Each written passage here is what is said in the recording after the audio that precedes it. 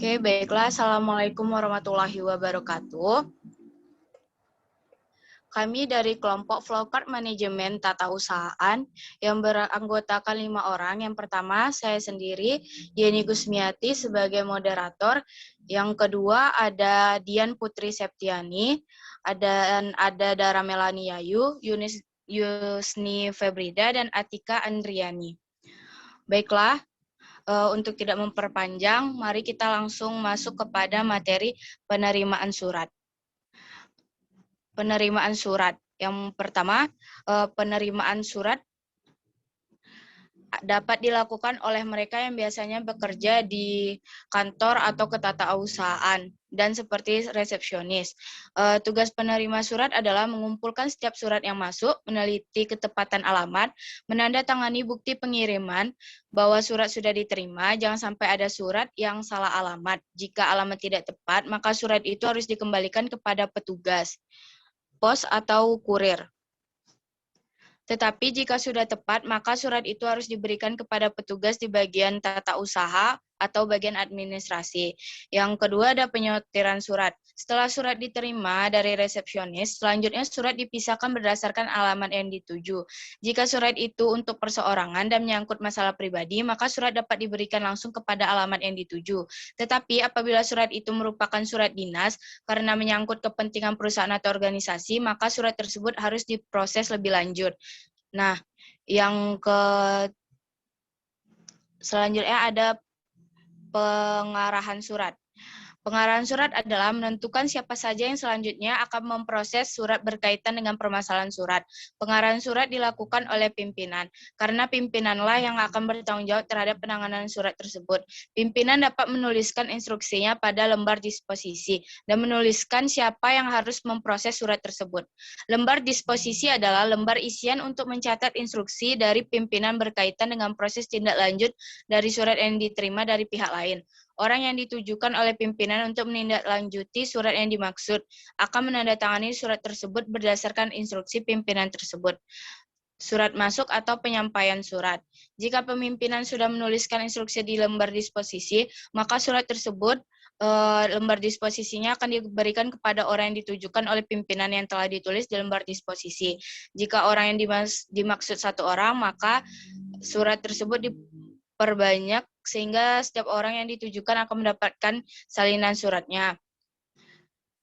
Oke, selanjutnya ada penyimpanan surat. Jika surat sudah selesai diproses, maka surat asli harus diserahkan kepada bagian tata usaha untuk disimpan dengan menggunakan sistem penyampaian tertentu, seperti sistem abjad, sistem subjek, sistem wilayah, sistem tanggal, atau sistem nomor. Baiklah, selanjutnya akan dilanjutkan oleh Saudara Dara. Kepada Saudara Dara dipersilakan. Baiklah, untuk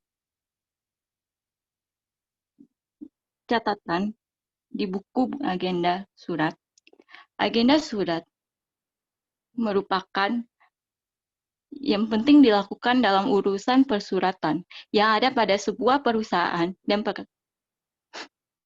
perkantoran. Masalah urusan agenda sering dicatat dalam sebuah buku agenda yang mencakup urusan persuratan dalam 1 tahun atau 1 periode. Dalam pencatatan di dalam buku agenda tersebut menjadi agenda surat masuk menjadi harus tertata dengan baik dan rapi. Haruslah dicatat di agenda dengan baik dan rapi dikarenakan agar surat dimiliki mudah dalam hal mencari.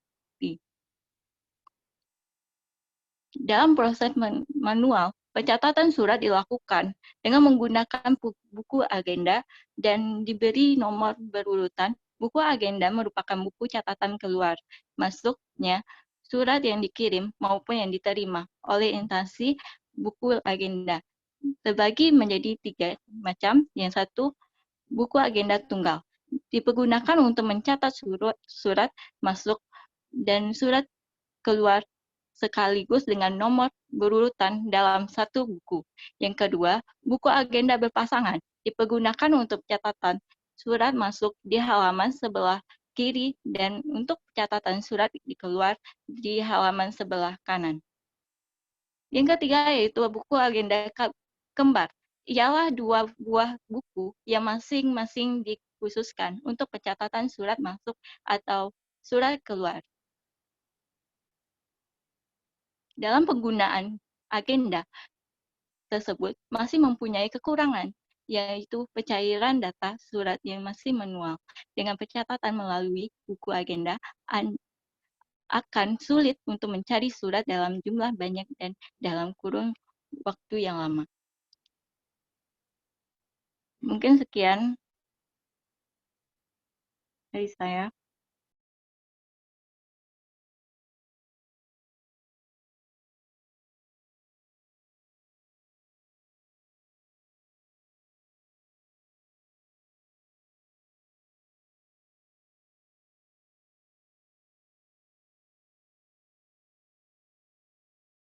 Oke, selanjutnya dilanjutkan oleh Kak Atika. Kepada Kak, dipersilakan. Baik, terima kasih kepada moderator. Kegiatan selanjutnya yaitu isi dan tempelkan lembar disposisi. Sebelumnya, saya ingin menjelaskan apa itu lembar disposisi. Menurut Kamus Besar Bahasa Indonesia, lembar disposisi adalah pendapat seorang pejabat mengenai urusan yang termuat dalam suatu surat dinas yang kemudian dituliskan pada lembar khusus. Nah, lembar disposisi ini juga merupakan lembar yang dipergunakan untuk membubuhkan disposisi pimpinan. Nah, langkah selanjutnya yaitu surat tersebut kemudian dibagi. Pembagiannya itu dapat diarsipkan, ditempelkan, dilaksanakan, maupun dijawab. Nah, jika surat tersebut dijawab, maka langkah selanjutnya adalah surat keluar. Jika surat tersebut diarsipkan, ditempel, ataupun dilaksanakan, maka kita akan melihat apa kaitan antara surat tersebut dengan dokumen lainnya. Jika surat tersebut memiliki kaitan dengan dokumen lainnya, maka surat tersebut dikaitkan dengan surat lain yang terkait. Nah, jika surat tersebut tidak memiliki kaitan dengan dokumen lainnya, maka surat tersebut akan disimpan ke dalam folder atau filing kabinet. Kemudian selesai. Sekian penjelasan saya, dikembalikan kepada moderator. Baiklah, terima kasih kepada Kak Tika. Selanjutnya materi yang akan dilanjutkan oleh Yusni Febrida. Kepada Yusni dipersilakan.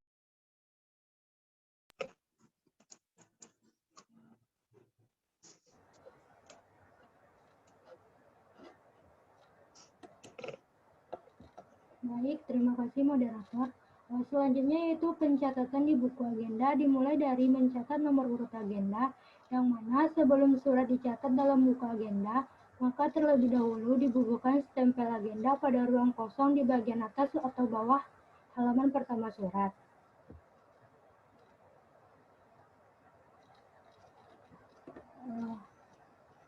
Yang pada umumnya di dalam mencatat nomor surat ini terdapat kode nomor surat, nomor urut surat yang dikeluarkan, nama lembaga yang mengeluarkan surat, dan bulan berjalan atau dituliskan dengan angka Romawi atau tahun berjalan.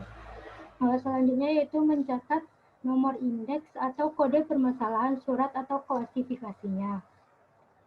Di dalam setiap surat itu pasti ada nomor indeksnya, yang mana seperti contoh indeks 117 untuk surat undangan atau nomor indeks 118 untuk permintaan bantuan. Selanjutnya, setelah mencatat nomor indeks tersebut, kita tulis siapa pengirim surat, catat tanggal surat, dan tulis nomor surat yang tertulis di surat. Sekian dari saya kembalikan kepada moderator.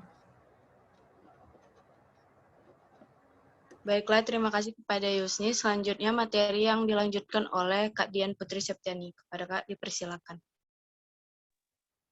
Baik, terima kasih kepada moderator. Di sini saya akan melanjutkan tahap selanjutnya, yaitu dengan menulis nomor surat yang tertulis di surat. Pada surat resmi, biasanya selalu ada nomor surat. Nomor surat hanya dimiliki oleh lembaga, instansi, organisasi, dan perusahaan yang resmi saja. Penggunaan atau penulisan nomor surat ini umumnya meliputi nomor urut penulisan surat, kode surat, tanggal, bulan, dan tahun penulisan surat. Nomor surat nomor surat ini berfungsi untuk memudahkan pengaturan dan penyimpanan surat serta mengetahui surat yang sudah dikeluarkan oleh suatu lembaga atau instansi. Setelah kita menulis nomor surat yang tertulis di surat, selanjutnya itu menuliskan intisari atau perihal isi surat. Pada surat resmi, bagian ini memiliki fungsi untuk memberikan isyarat pada pembaca mengenai kepentingan dan isi pokok dalam surat.